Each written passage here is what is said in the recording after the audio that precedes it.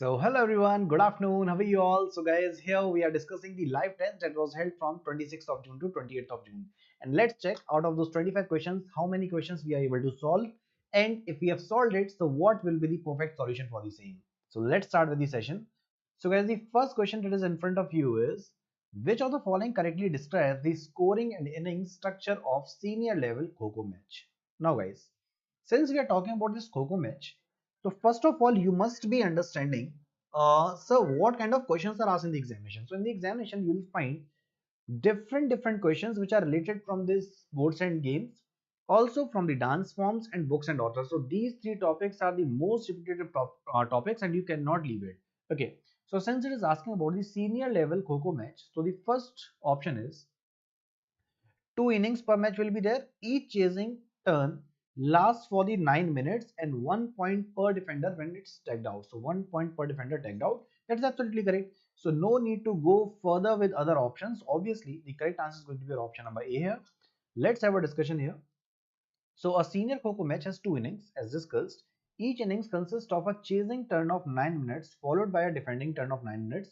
Every defender successfully tagged out earns chasing team 1 point, right? So the team with more number of points obviously will win, right? So that's it. Now here, if I'll talk about the confusion part, so it's here. So the confusion trap is actually junior. For the junior, it's 7-minute turns, and for the senior, it's 9-minute turns. So do not get confused. See, that's the trick. From J, you can actually link it with 7, right? So that's the trick, and that would be easiest part that you can link. So for juniors, it's 9, and for the seniors, it seems like 9C. If I'll draw S now, so it will look like 9. So these are basic tricks, you can remember that, but yeah, it's simple. So each team fields 12 players in a match. 9 sit in the center lane chasing while 3 defenders enter the field. So that's it. Proceeding forward with the next question, let's see what is the next one. So next is regarding this tribal festival of Jharkhand. Okay, so consider the following statements about Sarhul, the tribal festival of Jharkhand. So what are the options? The first option that is mentioned here is Sarhul is the most important festival of Oraon, Munda, and Ho tribes of Jharkhand and marks the beginning of the new year according to tribal tradition, celebrated when sal tree blooms in the spring. Okay, so that's absolutely correct. Nothing is wrong here. Second is the festival is centered around the worship of the village deity, that is Sarna, and is conducted by the village priest called Pahan, who offers sal flowers and rice beer to the spirits of nature. So that's again correct. Third one is during Sarol, tribal communities take a vow not to pluck any flowers or leaves from trees until Pahan performs the ritual, signifying the community's deep reverence for the nature and the forest. That's again correct. Sarul is celebrated on the third day of the bright fortnight of the month of Chaitra and is also called Khadi in some tribal communities. Guys, all the options which are mentioned here, they all are absolutely correct with regard to Saul. That is actually the important festival of Jharkhand. So no need to go with any other option except option number D, because all the options that were given here, they were correct. So I'll go with option number D here, and that's fine. Next.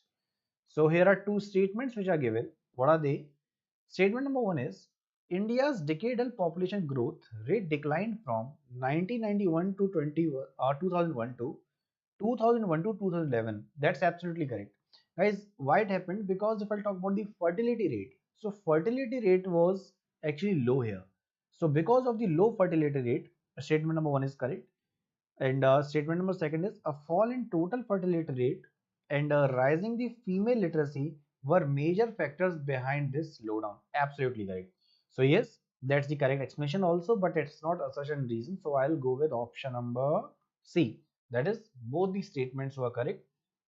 And guys, this census topic is also important because from the census questions are asked. That's why I'm taking these points also. If you want, you can take these screenshots because they are very relevant with the examination. So urbanization increased from 27.8% of 2001 to 31.2% of 2011.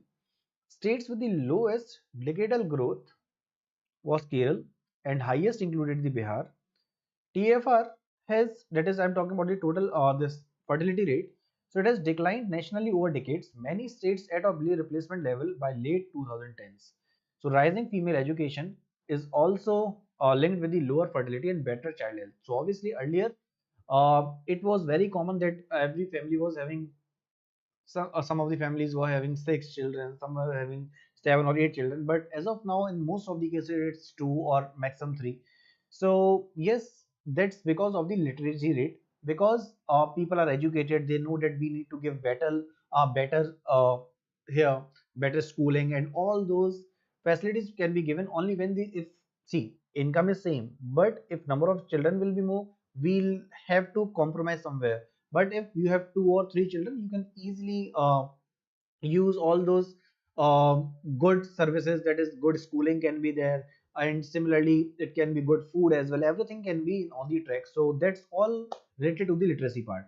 Okay, so that's done. What's the next question? The next question is this: which Mughal emperor commissioned the Buland Darwaza at Fatehpur Sikri, and to commemorate which victory? So guys, we all are aware of this. Was actually This Fatehpur Sikri was actually the capital of Emperor Akbar, who was an Mughal emperor. He was also known as Deen Ilahi.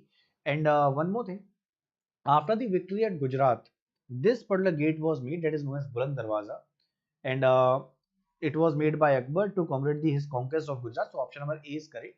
But there are few other points, like yes, he shifted his capital from Agra to Fatehpur Sikri, and there were some issues. What kind of issues? So in the Fatehpur Sikri's location, there was scarcity of the water. Because of the issue with the water, this location was shifted. Apart from that, there are other questions also. Like if I talk about the 9 jewels of Akbar, one of the famous jewel was Birbal. He was Akbar's favorite as well. But in the examination, it is asked what was the original name of Birbal. So you must remember his original name was Mahesh Das. This question was not only asked in the CGL but also in the UPPSC and other examinations. This question has been asked. So you must remember the original name of Birbal. Fine. So proceeding further. So this was from the history. Next is uh, regarding major vertebrate groups, consider these statements. So guys, this question is from the biology. So the first statement is adult amphibians have a three-chambered heart, two atrium, one ventricle. So you might be confused. So what is it? So guys, if I talk about amphibians, so you can link it with frog. Amphibians, this term amphi means dual. The term amphi means dual, and the term bios is linked with the life. What is it? Life. So they are dual life, that is they can live on the terrestrial part and also on the water. Okay, so their heart is like right atrium, left atrium, and here there is no compartment in between, and that's the ventricle part. So these amphibians, they have three chambered heart basically, right? So that's absolutely correct. Birds typically possess the pneumatic air filled bones that lighten the skeletal, absolutely, because obviously bird needs to fly, right? So yes, that's absolutely correct.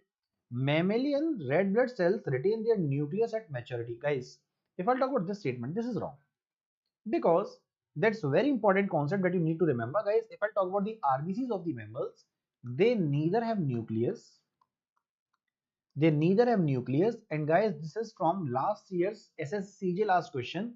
They nor have mitochondria. Even mitochondria is absent there.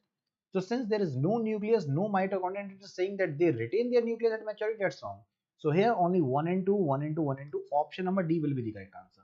Is it okay? So what is the correct answer? D will be the correct answer. Guys, one more thing. So let me mark the correct answer. One more thing that you must remember is, guys, what do you think? Crocodile is in which category? So is crocodile amphibian? Is crocodile an amphibian or is it a reptile? So please remember that crocodile is a reptile, just like snakes. Yeah. So crocodiles are reptiles, but reptiles and amphibians, they both have three-chambered heart. That was given in the first option. This might be asked in your examination. That's why I'm telling you. So guys, there's an exception with the crocodile. Crocodile, in spite of being and reptile, it has four-chambered heart. So that's an exception, and you need to remember that exception. It's very important for the examination. Do not miss this part. Understood? Okay, so this is also done. Understood? Next. Next we have two statements. Okay. So statement number one is, in commensalism, One species benefits while other is neither harmed nor benefited. That's correct. So guys, what happens? Let's say there are species which are dependent upon something, so they are benefited. But the things on which they are actually dependent, so they are actually neutral. They'll neither get any benefit nor there'll be any loss there. So that's what commensalism is. Epiphytic plants growing on the trees are an example of commensalism. So yes guys, that's an example. So obviously statement number one is correct, and this second number statement is also correct. So I'll go with 1 and 2 both. So both 1 and 2 will be the correct answer. Guys, if you have any questions, any doubts, any queries, please keep on asking. Fine, do not hesitate. So that's correct. So as discussed, one second, yeah. So in commensalism, the relationship is plus 0. So plus means benefit is there, 0 means it's neutral. It is not going to get any benefit, right? So one participant is benefited and another one is unaffected. So epiphytes like orchids, they grow on the branches of the large trees to get closer to the sunlight. They do not take water nutrients from the tree. So the tree is neither harmed nor benefited. So yes, that's the example of commensalism, and this is the section from environment. Okay, so epiphytes use trees only for physical support, not for their nutrition. So common examples include orchids growing on mango trees. So this interaction differs from the parasitism, where one organism is actually harmed. Okay, so this is done. Next. Okay, so next we have these statements.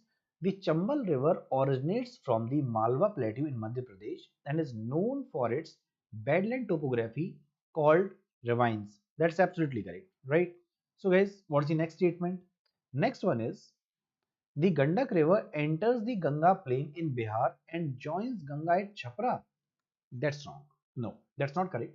The third one is Ghagra River originates from the glaciers of Mapchak Ungo and is joined by Sardar River in the plains. So guys, I'll go with option number 1 and 3. So that is option number A will be the correct answer.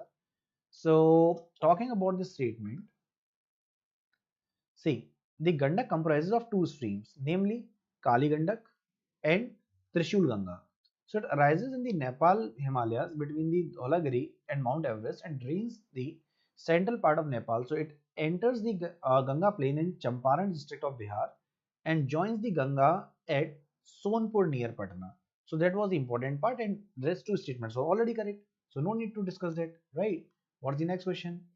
The next is, at which of the following places did India defeat Oman to secure the bronze medal at CAFA Nations Cup 2025? So was it Doha, Qatar? Was it Hisor, Tajikistan? Was it Dubai, that is UAE? Or was it Tashkent, that is Uzbekistan? So Tashkent files, you might have heard this name, and it's linked with the death of one of the famous PM of India. So if you're there live in the class, you can just let me know about it. But what's the correct answer here? So at which of the following places India defeated Oman to secure the bronze medal at the CAFA Nations Cup 2025?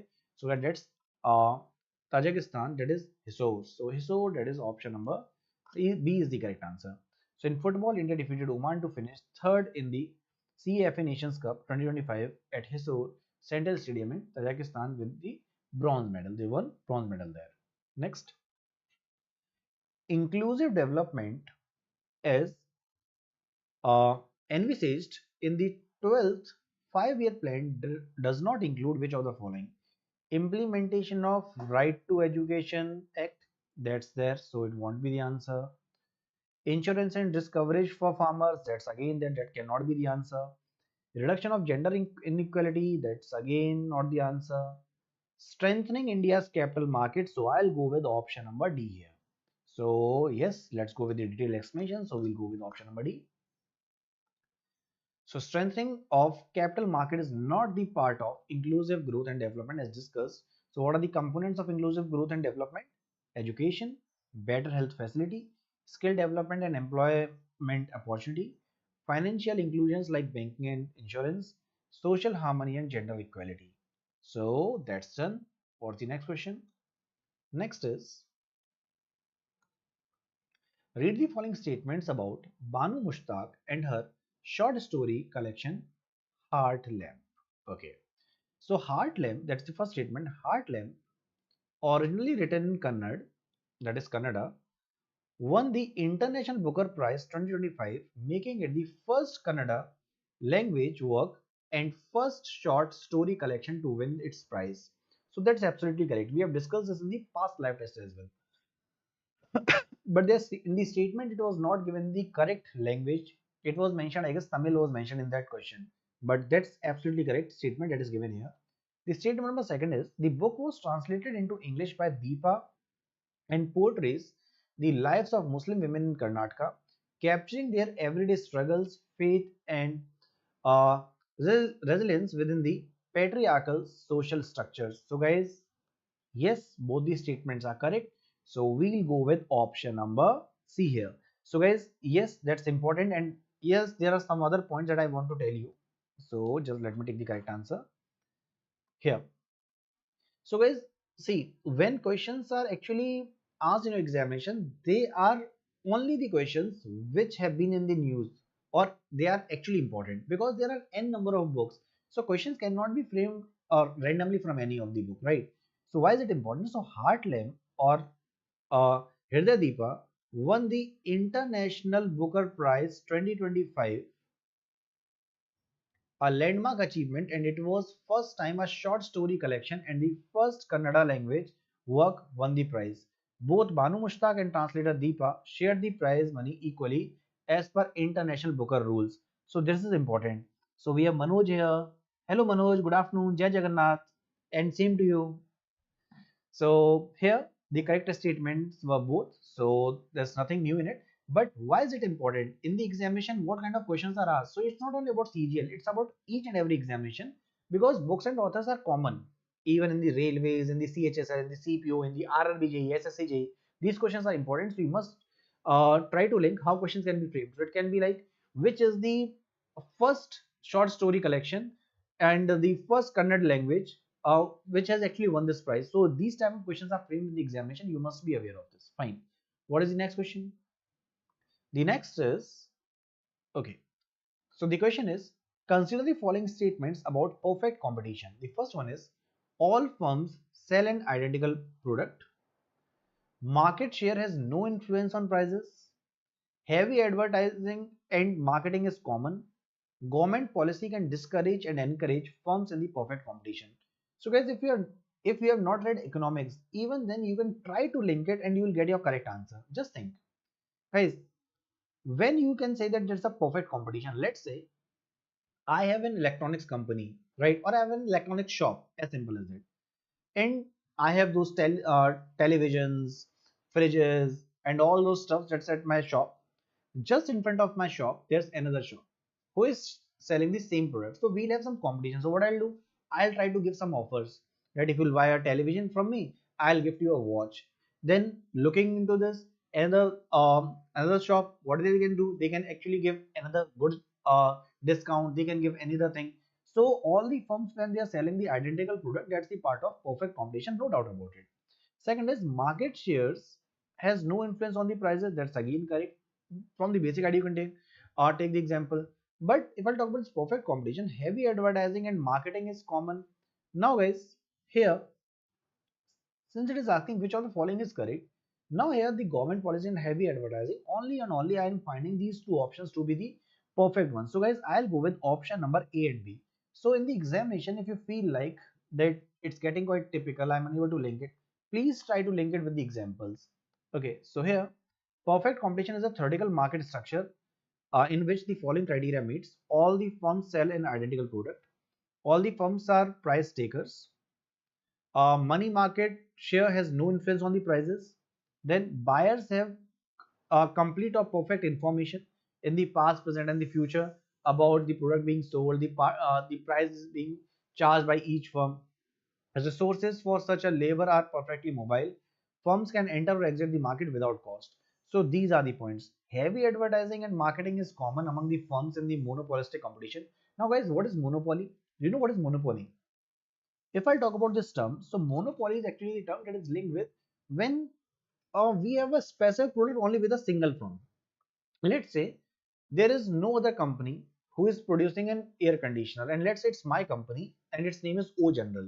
So if air conditioner is prepared only by O General company, we will say that this is what monopoly is, that they can frame their own prices. There is no such competition because other companies are not competing with you. There is no one in the competition in that race. So that's the example of monopoly. So yes, that's the point. So that's also discussed here. Next. Okay, so guys, it's about the articles. So you need to match the following articles. First one is right to vote in elections to Lok Sabha and state legislatures assembly. So guys, 326 obviously, but let me check how many of you can give the correct answer here. So first say it's not Article 15, it's not Article 15, it's not Article 44. So we can directly say 1C and no need to go with the other options. But yes, for the examination, since they are important, I'll take here and I mentioned everything in the detail. So right to vote in the elections from the Lok Sabha and State Legislative Assembly is there in Article 326. Right against discrimination is there in Article 15. Uniform Civil Code, that's Article 44. Distribution of legislative powers, that's Article 245. So yes, you need to remember these articles, as the question from the articles is always very common and it's repeatedly asked. Next is, which of the following statement is or are correct? Leila has been awarded the 2025 PEN Printer Award, uh, Printer Prize, sorry. Arundhati Roy won the PEN Printer Prize in 2024. So which of the following statement is correct? So guys, as we know, as I've already discussed, the books and authors, the writers, obviously authors, folk dances, the sports, these are the most common, most repetitive topics. So yes, Laila has been awarded the 2025 PEN Printer Prize. So that's correct. And Arundhati Roy has also won the PEN Printer Prize in 2024. So yes, option number A and B both are correct here. So talking about this Pinter Prize, basically, what is this Pinter Prize? So let's go with it. See. So yes, 2025 PN Painter Prize was awarded to the novelist, playwright, and short story writer Leela. That was the first option that was mentioned here. So Leela grew up in Khartoum and has been living in Aberdeen since 1990. Then she is the author of 6 novels. They are mentioned here, and fiction winner of the Scottish Book Awards. So former winner of PEN Painter Prize are Arundhati Roy of 2024, that was mentioned here, and these are other awardees. So you can take the screenshot and you can note it down, right? So the prize established by the Literature and Human Rights Organization, English PEN, is given annually in the memory of Nobel laureate playwright Harold Pinter, to a writer of outstanding literary merit who, in Pinter's words, casts an unflinching, unswerving grace upon the world and shows a fierce intellectual determination. So, hello Anish, good afternoon, how are you? So Anish, here we are discussing about the questions which are very important for the SSC examinations, and these live tests are conducted on Oliveboard and you can actually try to give it so that in the examination these will be very important. Next is about Niti Aayog, and I guess you all can give this answer easily. So Manoj, Anish and all the other candidates, the first statement is, Acha, so welcome here Anish, welcome. So the first statement is, the governing council of Niti Aayog includes chief ministers and lieutenant governors of UTs. Then Niti Aayog is a constitutional body under Article 263. Niti Aayog releases indices such as the SDG India Index and State Health Index. So what should be the correct answer? So the statements which are given here, only and only statement number second is correct. That is, Niti Aayog is a constitutional body under Article 263, and I guess everyone is aware of this article. But here, oh, one second. So the statement that is mentioned here, that's incorrect because we are aware of the article that's not related to it. So here the correct answer will be only and only option number B. And guys, in the examination, please remember and please check what is asked. So these were the statements we were given and we are aware of. So this and this are absolutely correct. But are they correct according to the question? No, because here it is asked which is incorrect and this is incorrect. So what I'll say, this is incorrect, this is incorrect. So option number C. This time C will be the correct answer. Yeah, that's 280. Absolutely. So here option number C, one second. That's incorrect. So here, yeah. So Niti Aayog is a non-constitution, non-statutory body created by the executive resolution. So Article 263 actually relates with the interstate council, and that's why statement number B was wrong. And Anish, as usual, you are always correct. Next we have, what is the formula for the ethane? Now going for the formula for the ethane, guys, we must know the formula of alkane. What is it? So these are the saturated hydrocarbons with this as a general formula. So since it is talking about ethane, meth, eth means two carbons. So two carbons, and it will be 2 into 2 plus 2. So obviously it is going to give me C2H6, and C2H6, that is option number A is the correct answer, right? So yes, if your general formulas concept is clear, you can easily take this answer. But one more thing, please remember, the hydrocarbons with a single bond are known as saturated hydrocarbons. I guess that is clear. Next, what is the next question? The next is about the Sangam age. Which of the following statement correctly describes the chronology of the Sangam age? The first statement is the Sangam age flourished from 1st century AD to 5th century AD. Wrong. The Sangam age is believed to have spanned from 3rd century before Christ to 3rd century AD. Now this time it will be correct. So guys, yes, it's a good span. So here the correct answer is option number B, right? Next. So here Anish wanna say something. So logic gates. No, it won't be asked. I have already Anish, I have already mentioned it that in the group. So I guess you were confused with the technical portion. So that's not in your syllabus. Do not worry about that. And yes, few of the questions that I was discussing, so they may be asked in the examination. So no need to go in the detail. You must understand what is and what is not. That's it. So that's sufficient. Okay. So this is done. Next, what is the next question? And if for further doubts, you can just ask me in the group. I'll just connect after the session. Fine. Okay. Next is, consider the following statements regarding normal and inferior goods. Okay. So the first one is, demand for a normal good move in opposite direction of the income of the buyer. Second one is, demand for an inferior good usually moves in the direction of the income of the buyer. So you have four statements, and tell me which is incorrect here. So someone is saying something. Anish, I won't comment anything over that, because see, I can just tell you what's correct according to me. So that's the only point I'll just keep. And in order to judge the level of the paper, you can always check PYQs. PYQs are the best part to give the reference. And talking about my examination, so I have cleared 2019 one and last year's one too, right? So I'm telling you with my experience, rest it depends whom to follow, but still I'll just suggest just have a PYQs and get it according to it. So okay, so guys, please tell me which of the following is incorrect here.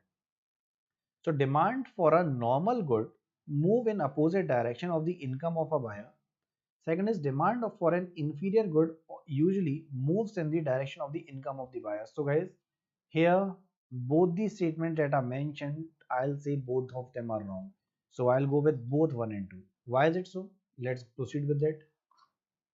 So here, goods whose demands increases with the increase in the income of the buyer are called normal goods, right? So examples can be fine quality of rice, ghee, first class blend of coffee. So these are generally goods of good quality, right? So goods whose demand decreases with the increase in the income of buyer. So they are known as inferior goods, like low grade rice, oil. So they generally are of low quality. So you can just link it with the good quality and low quality products. Let's say you have good earning, right? So if you have good earnings, so you will never feed your family with the low quality food items, right? You'll obviously try to change. So if I'm using the rice or oil of bad quality, so it might create health issues. So obviously, since your income is good, you will actually try to go with the good quality products, and that's the point. So that's what it was mentioned here. So both these statements are wrong. Next is, which body serves as the apex nodal agency responsible for implementing Ayushman Bharat Pradhan Mantri Jan Arogya Yojana at the national level? So guys, that was National Health Mission. So I don't think so here I need to go with any explanation. National Health Mission, that is option number C is going to be your correct answer. So NHM, that is National Health Mission. So NHM is the apex statutory body for implementation, monitoring, and policy execution of ABPMJY. So what is it? National Health Mission. Manoj, absolutely correct. That's the correct answer. So one more thing about this. So if I talk about this Yojana, so here you will get insurance of 5 lakh rupees per family, right? So for the secondary and tertiary care. So NHA was given statutory status in 2022. This scheme uses a cashless and paperless model, and you might have seen this ad on most of the hospitals that yes, we are using we can actually take this insurance. So basically most of the hospitals are still rejecting it, but yes, even private hospitals actually work along with it. So it's just like the health insurance, and it's for, it was in the starting it was a BPL, but now it's for everyone. Okay, so this is done. Next, so consider the following statements regarding the regulating act of 1773. So the first statement is, the act allowed the servants of East India Company from engaging in private trade and uh, propagating Christianity in India. Second is, the act was enacted following the East India Company's financial crisis, which led it to seek a loan from the British government in 1772. Which of the following statement is correct? So first one, the act allowed the servants of East India Company from engaging in private trade and propagating Christianity in India. That's wrong. The act was enacted following the East India Company's financial crisis, which led to seek a loan from British government in 1772. That's correct. So here, just option number B will be the correct one. So I'll go with only with 2. Okay. So there are few points you must remember them. So East India Company faced severe financial crisis due to mismanagement, corruption, Bengal famine in 1770s.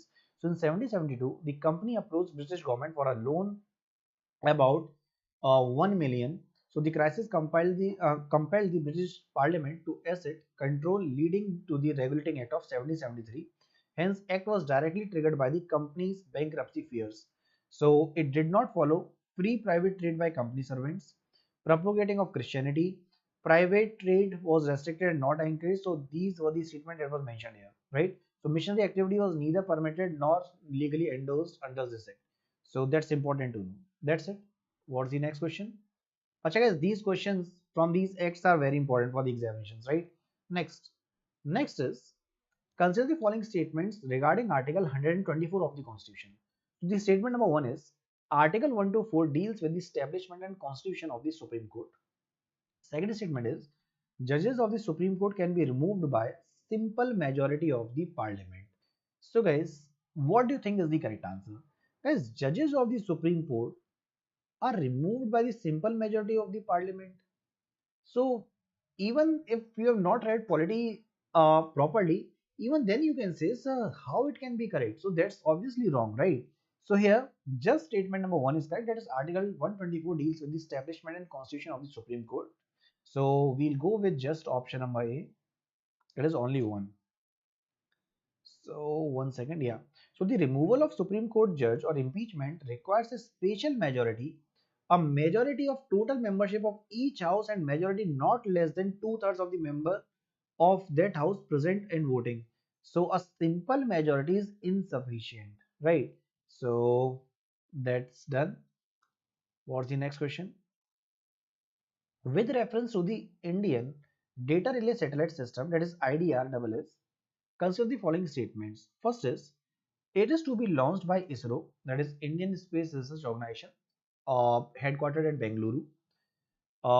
It is planned to track and establish communication between Indian satellites in the low Earth orbit, that is LEO. We have seen these questions in past 2 live tests. Now guys, listen carefully. So it is asking which of the following is or are incorrect. Obviously, both these statements are correct here, right? So we'll directly click here. But I've already uh, said this in the very starting. Guys, please focus what is being asked. So it's asking which of the following is or are incorrect. So none of them is incorrect. Both of them are correct. So I'll not go with this. I'll go with option number D.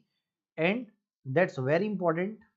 So here neither 1 nor 2. So that's done. So let's go with some of the important points. If you want, you can take the screenshot also for the same. So yes, it was launched by ISRO. First satellite planned by GSLV MK2. purpose that enables real-time continuous communication between the ground satellites and Indian satellites in the low Earth orbit. What's the need? So ground station can connect to low Earth orbit satellites only for 10 to 15 minutes per orbit. IDRSS solves this gap by relaying signals. Okay, so that's done here. What's the next question? So the next question is, okay, Dastak. Let's go with the history now. So consider the following statements about system of Dastak. Dastak is a permit exempting European traders from paying transit duties on their private trade. Second is the system of Dastak was abolished by Lord Dalhousie. So you have to tell which of the following statement is or are correct. Tell me. So no one is answering here. It's time for me to answer. Okay. So Dastak is a permit exempting European traders from paying transit duties for on their private trade. So guys, that's correct. But it was not abolished by Dalhousie. So I'll go with only and only option number. It's not two, sorry. Correct is option number one. Yeah. So I'll go with option number one. That is only one is correct. So it was Warren Hastings who abolished the system of Dastak to stop corruption among the officials and regulated the internal trade. So that's why option number second was incorrect. One was obviously correct. Next is that's about Congress session, right? Yeah. So consider the following statements about Allahabad session of 1892. Vande Mataram was sung for the first time in this session. It was presided by Vomesh Chandra Banerjee. Leaders welcomed the provision of Indian Council Act 1892. Now this time you have to tell me about the correct statement. So guys, if I'll talk about these sessions, so you must remember them. So yes, I guess you all remember this here. Who had the crucial role here? Ellen Octavian Hume and Lord Dalhousie, right? So Vande Mataram was sung for the first time in this session. No, it was presided by Vomesh Chandra Banerjee. That's okay. So I can go with option number D. That is only two. Because leaders welcome the provisions of Indian Council Act of 1892. No. So here only D is the correct answer. But since it is from history and all these options are important, so let's go in detail here. First of all, Allahabad session of 1892 was presided by Vomesh Chandra Banerjee. That's correct. But Congress leaders criticized the Indian Council Act of 1892 and it did not prove people the right to elect their own representatives. That's why option number third was incorrect. And Manoj, that's correct. You are absolutely correct. And Rabindranath Tagore ji sang Vande Mataram song for the first time at the Kolkata session of 1896. And that's why it was wrong. So yes, all the three statements are important. That's why I've actually explained you them. So it can be framed in any way. Next is, there are two statements, tell me which is correct. So it's regarding the fiscal deficit. Fiscal deficit represents the total borrowing requirement of the government. A high fiscal deficit always leads to inflation. So guys, obviously, now if we are talking about fiscal deficit, tell me one thing. Fiscal deficit, that is, you need something there because there's the deficiency of the budget. So fiscal deficit represents the total borrowing requirement of the government. So statement number one is absolutely correct. So I'll go with option number A only. High fiscal deficit always leads to inflation. That's wrong. So only statement number one is correct. Let me explain. Fiscal deficit is the difference between the government's total expenditure and its total non-debt receipts. That is the revenue receipts plus capital receipts like disinvestments, loan recoveries and all. So it fundamentally indicates how much government needs to borrow to bridge the gap, how much money is required actually, right? So it's mentioned here. So total expenditure minus the revenue receipts plus the non-debt capital receipts. Why statement number second was wrong? So while a high fiscal deficit can lead to inflation, but it's not always, right? So if the deficit is used to fund productive infrastructure and that increases the supply of goods and services, it can actually stabilize the prices in the long run. So yes, that's why only and only option number one was correct. I guess you have understood this. So it may lead to inflation, but it's not in all the cases. That's the point. And here's the final question. So that's from the Ghumar. Okay. Ghumar dance gets its name from the word Ghumna, which community originally developed this dance form. So which community actually developed this dance form? You have to tell me. So was it Rajput community of Mewar Royal Court? Was it Kalbelia Snake Charmer community of Rajasthan? Was it Garasia tribal community of southern Rajasthan? Was it Bhil uh, tribal community of Rajasthan? So you have four options. Tell me what do you think is the correct answer here. So guys, we have seen this Ghumar dance in some movies. You might have linked with Padmavati movie. Most of you might be linking with it. So guys, that's linked with the Bhil tribal community of Rajasthan, right? So that's option number D. So you might have heard the song also, Ghumar Ghumar and all. So option number A was wrong because Rajputs actually adopted it. It was not originated there. Kalbelia community is associated with the snake charmer dance and also called Kalbelia. It was reorganized by UNESCO. So in the first mock, let me check Manoj, one second. Why option number C was wrong? The Garasia tribe has its own district of folk traditions which is separate from Ghumar. So yes, option number D was correct and that's from the Bhil tribe. So that's all from mine. Manoj has some doubt. Let me check what Manoj is saying. Sir, in my first mock, I got the highest marks among the other sections, but that was also an average score. How will I approach upcoming mock test? So Manoj, uh, tell me one thing, have you completed your syllabus? Because see what happens, uh, if you completed your 60 to 70% of the syllabus, it's best time to start giving mock test. So while giving the mock test, it's not only about the score, because that score will keep on improving, but as of now you need to check what are those weak points, because in these mock tests you will be getting all those ideas, what kind of questions are framed, which are the important topics.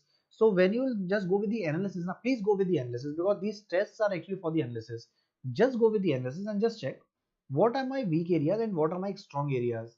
And the weak areas are here because we have time actually, right, in the examination.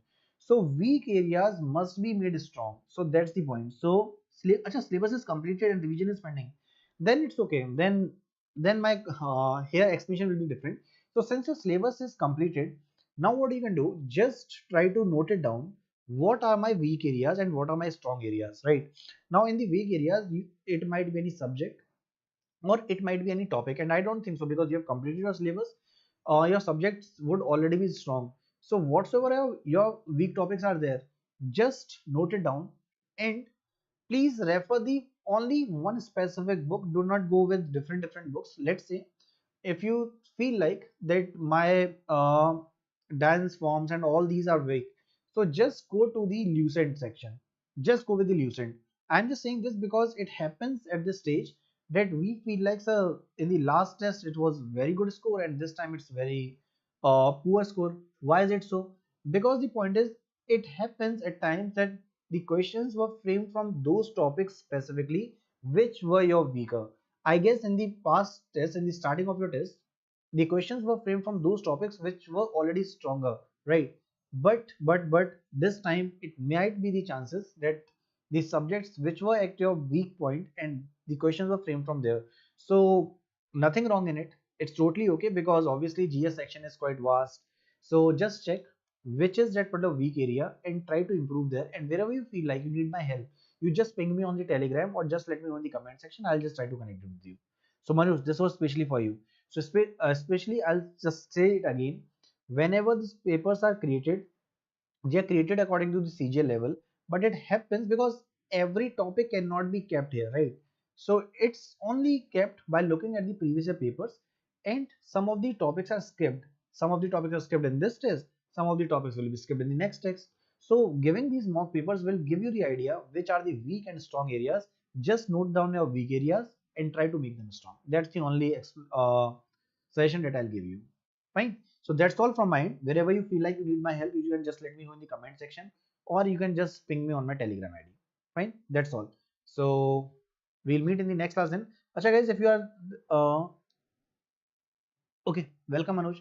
So guys, if you wanna join any of the paid batches, you can just go to the Oliveboard's website. One second.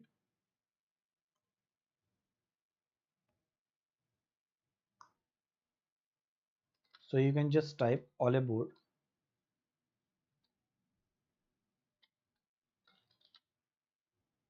And when you click on the Oliveboard, the first link that opens up, just click on that. Here, acha, I need to log in here. 1 second.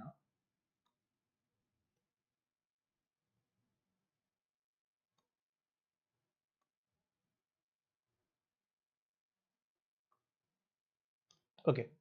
So here, guys, you can just go to the Oliveboard.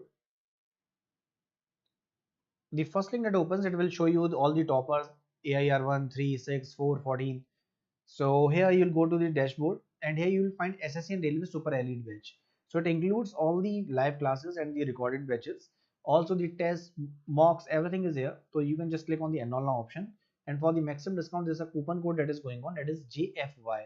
So it's giving you the maximum discount of 45%, also the 4 months extra validity. So use code JFY for the maximum discount. So we'll meet in the next class then. Till then, please take care. Acha, one more thing, guys, I have started taking theoretical classes at 5 p.m. in the evening. So please do not miss those classes. I'm using those animations and all those important things that is important for examination. So on Tuesday, that is tomorrow, Wednesday, day after tomorrow, and Thursday, we'll have theoretical session. And then on Friday at sharp 5 p.m., because all these classes take place at 5 p.m. At the 5 p.m. itself, we'll have the revision of those particular questions, and also the most expected questions plus PYQs will be discussed there. And in the ending of the class, you'll be getting that PDF along with the solution also. So don't worry. So bye bye guys. Take care. Jai Hind. We'll meet in the next session then. Please take care. Bye bye.